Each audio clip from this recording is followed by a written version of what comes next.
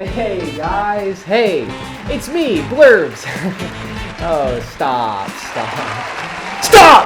Last week when we were talking about indies, we talked about Steam Next Fest, a culmination of upcoming indies curated by Steam. Which got me thinking, what if I played and reviewed these games like a normal YouTuber?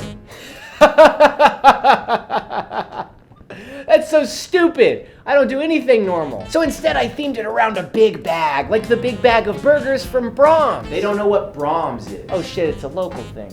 This episode is John's Big Bag, which is a new series I'm starting wherein I review the best demos from Steam Next Fest to tell you guys about what you should try out and build up hype for the releases of these games. So, without further pointless dialogue boxes, let's have a look at John's Big Bag. Also, I'm John.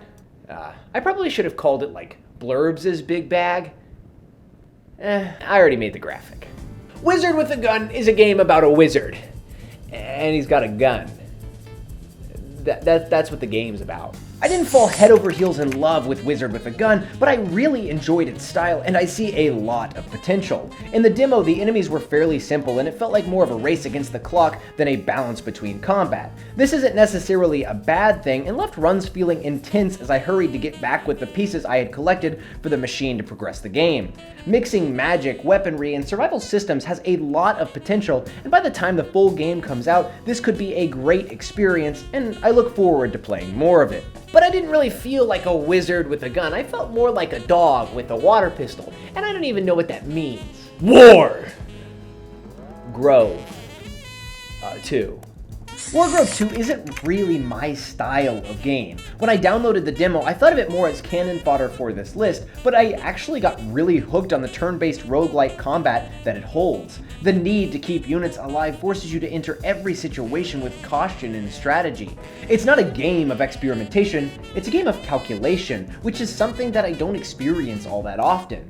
Experimentation is punished in this game. It forces you to be mathematical and thoughtful with each move. On top of all this, the visual presentation is excellent, the music is fun and upbeat, and the characters were always a joy to interact with.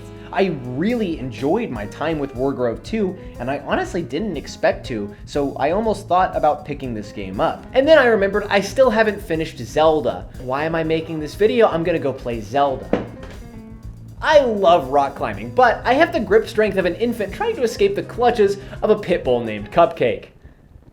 Holy shit, that was awful. Jasant scratches like 50 itches for me. It's a neat rock climbing game that creates a more hands-on approach to the climbing we've all been doing in tons of games over the last few years. It has a beautiful desert art style that I just want to explore more of as I topple its monolithic mazes, and it has a cute little guy, and games with cute little guys are the absolute best. This was by far the shortest demo of all the ones I played. It took me only around 15 minutes to get through the whole thing, but they were the most enjoyable 15 minutes I had throughout the Steam Next Fest. It was super relaxing to just vibe in this world, making routes and taking in the world and sounds. All in all, I am super excited to play more when the game launches later this year. But there was one demo to rule them all, and it was my process!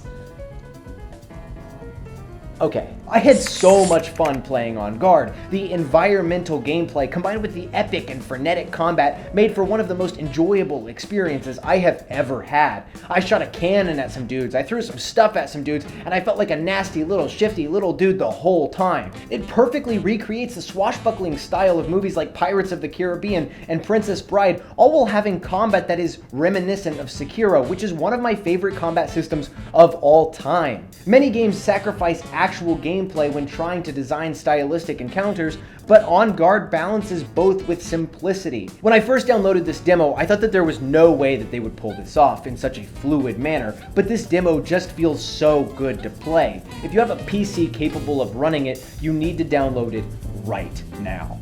Steam Next Fest is a celebration of games, and a celebration of what developers can do when given complete creative freedom. There were a lot of great games that I saw in this Next Fest that didn't really scratch an itch for me, and others that just weren't my cup of tea. Regardless, I hope you check out some of these games and hit me up with your own suggestions, because all in all, I'm just so excited to see what's next in gaming.